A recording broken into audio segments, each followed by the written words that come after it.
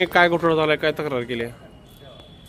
आम्ही लोक आंदोलन न्यासच्या वतीने आज जिल्हाधिकारी साहेब आणि कृषी अधीक्षक धाराशिव यांना निवेदन दिलेलं आहे की सोयाबीन 2023 अनुदान वाटप आता चालू झालेलं आहे, काही बरेच पडलेलं आहे, परंतु याच्यामध्ये अशा पद्धतीनं भ्रष्टाचार झालेला आहे की कृषी विभागातील काही अधिकारी यांच्या संगनमताने आणि ऑनलाईन CSC सेंटर काही ठराविक लोकांनी ज्यांचे की क्षेत्र नाही, नावावर जमीन कसलीच नाही, परंतु त्यांनी डुप्लिकेट बनावट करून कृषी सहाय्यक यांच्या आधारे बनावट शेतकरी म्हणून कागदपत्र जोडलेले आहेत। बरेच प्रकरणं असे आहेत की सार्वजनिक जमीन म्हणजे महाराष्ट्र शासनाची जमीन आहे, काही मंदिराची जमीन आहेत, काही ट्रस्टच्या आहेत, काही त्याच्यामध्ये कसलाच त्यांचा म्हणजे जमिनीचा संबंध नसताना ती 7-12 एकाचा, नाव एकाचे आणि आधार कार्ड एकाचे असं मी हिंगळजवाडी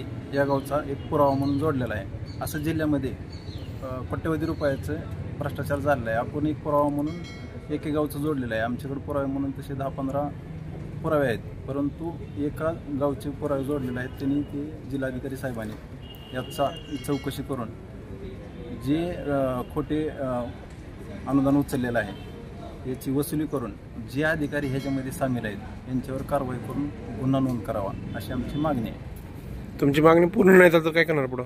आम्ही भविष्य काळात वेगवेगळ्या पद्धतींचे लोक आंदोलन न्यासच्या वतीने आंदोलन करणार आहोत।